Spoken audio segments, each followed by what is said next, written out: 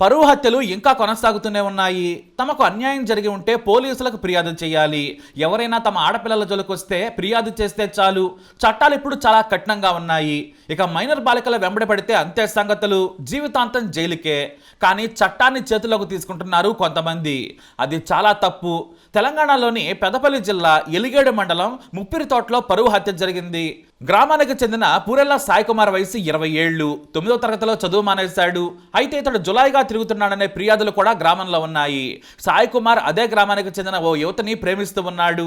ఆ యువతి కూడా సాయి కుమార్ని ప్రేమిస్తోంది. గత 2 ఏళ్లుగా వీరి ప్రేమ సాగుతూ ఉంది. అయితే యువతి తండ్రి ముత్యం సదయ్యకు విషయం తెలిసింది. దీంతో అతను ఆ కుర్రాడిని హెచ్చరించాడు. మైనర్ బాలిక జోలికి రావద్దు, మా పరువు తీయొద్దని హెచ్చరించాడు. ఇటు తన కూతురును కూడా భయపెట్టాడు. ఆ తర్వాత గ్రామంలో కూడా పెద్దల ముందు పంచాయతీ పెట్టాడు. అక్కడ కూడా ఆ యువతి జోలికి వెళ్లొద్దని చెప్పాడు సదయ్య. అందరి ముందు మళ్లీ హెచ్చరించాడు కూడా. దీంతో సరేనన్నాడు సాయి కుమార్.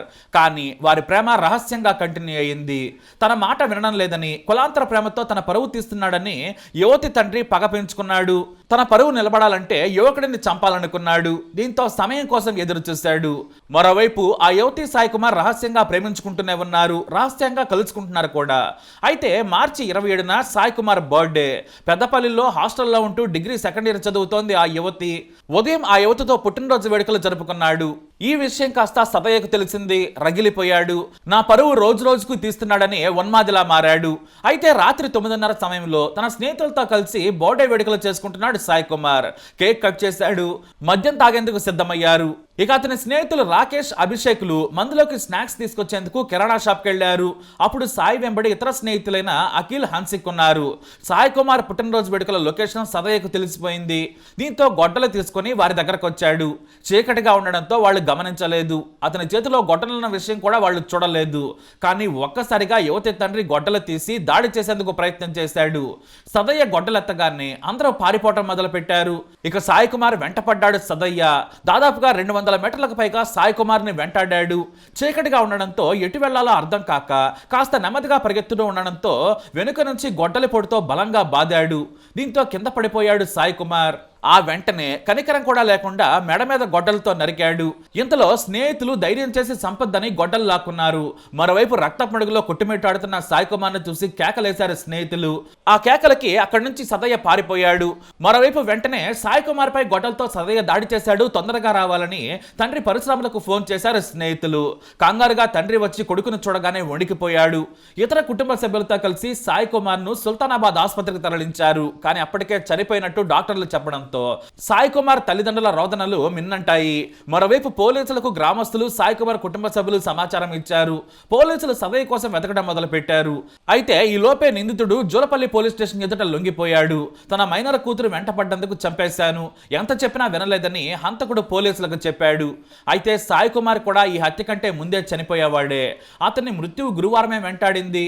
తన బాబాయ్ భరత్ కు కిడ్నీలో నొప్పొస్తోంది, భరించలేకుండా ఉన్నాడని తెలియగానే కారులో వేగంగా కరీంనగర్ ఆసుపత్రికి తీసుకెళ్లాడు. కానీ నొప్పిగా ఉన్న బాబాయిని తొందరగా తీసుకెళ్లాలనే తొందరలో కారు వేగంగా నడిపాడు.